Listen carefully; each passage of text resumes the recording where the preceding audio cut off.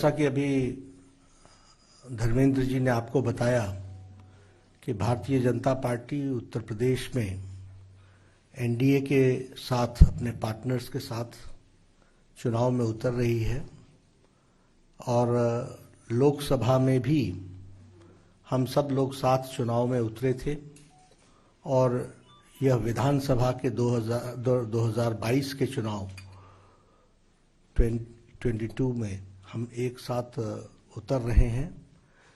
अपना दल और निषाद पार्टी इनके साथ हम इस चुनाव में एनडीए 403 सीटों पर गठबंधन जो हमारा है वो चुनाव लड़ेगा, ऐसा निर्णय हुआ है।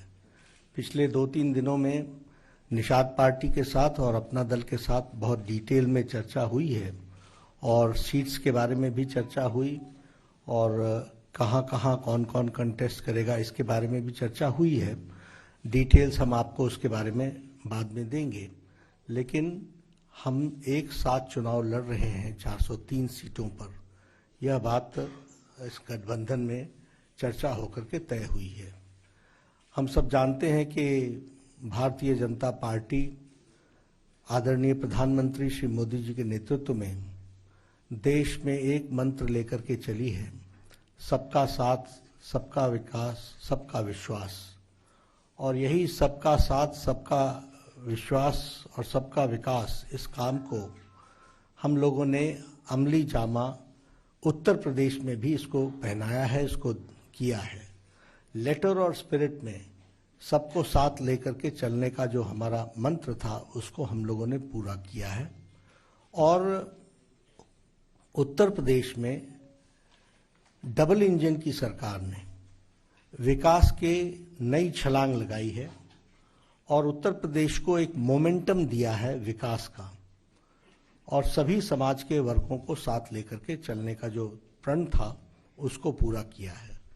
जब हम डबल इंजन की सरकार कहते हैं तो उससे स्पष्ट होता है कि केंद्र का आशीर्वाद, सपोर्ट, मोदी जी का सपोर्ट और योगी जी के द्वारा उसको लेटर और स्पिरिट में इम्प्लीमेंटेशन, उसको जमीनी स्तर पर इम्प्लीमेंट करने में बहुत बड़ा काम योगी सरकार ने किया है, जिसके कारण हमको धरती पर एक परिवर्तन और एक, जिसे हम कहते हैं कि एक विकास की नई कहानी देखने को मिलती है। यह हम सबके सामने है।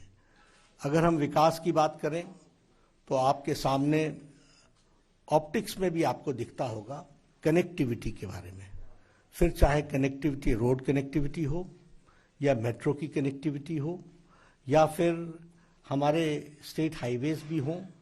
एक कनेक्टिविटी में बहुत तीव्र गति से पिछले 5 सालों में मोदी जी के आशीर्वाद से और योगी जी के द्वारा जमीन पर वो काम हुआ है।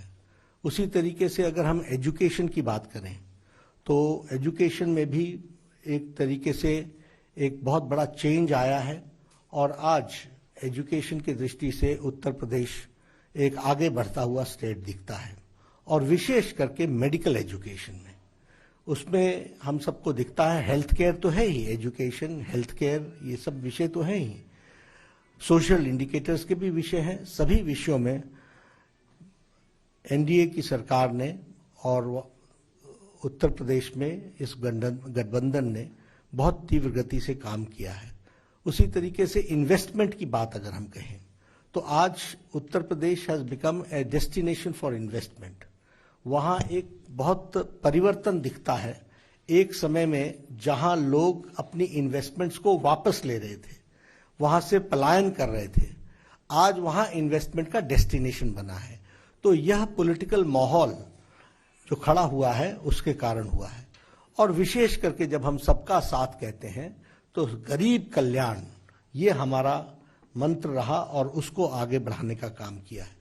फिर उसमें स्कीम्स लाइक उजाला, उज्ज्वला, सौभाग्य, आयुष्मान, ये सारी स्कीम्स उसमें आती हैं।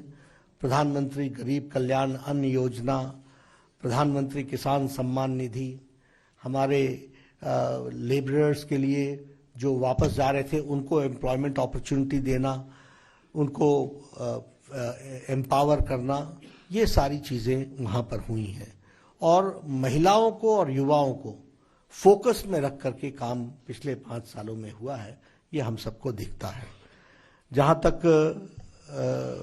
लॉ एंड ऑर्डर का सवाल है, हमारे चुनाव में लॉ एंड ऑर्डर, विकास, सबका साथ, सबका विश्वास, सबका विकास, ये तो है ही, लेकिन लॉ एंड ऑर्डर एक बहुत बड़ा विषय उत्तर प्रदेश में है।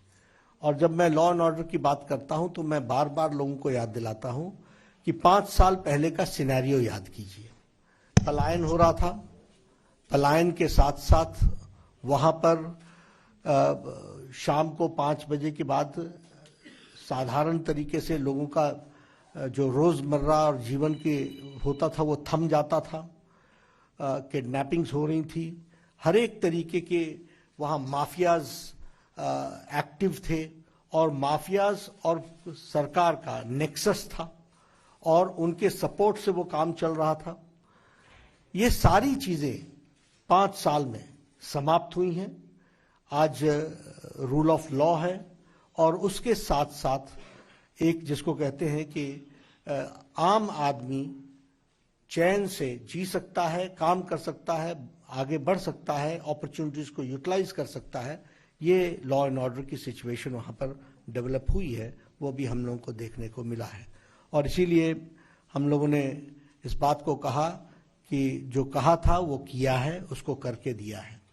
और जब हम सोच ईमानदार कहते हैं तो काम असरदार है। सोच ईमानदार है, काम असरदार है। इस बात को लेकर के हम आगे चले हैं, उसको हम आगे बढ़ाने का प्रयास कर रहे हैं। तो मैं आपके सामने आज इसलिए आया था क्योंकि हमारे 2 दल जिनके साथ सारी डिटेल्स में बातचीत हो करके हम निर्णय पर पहुंचे हैं कि हम इकट्ठे चुनाव लड़ेंगे, तो उसकी बारे में फॉर्मली आज हम घोषणा कर रहे थे। तो मैंने कहा कि मैं भी आप लोगों के साथ मुखातिब होकर के इस बारे में चर्चा करूं।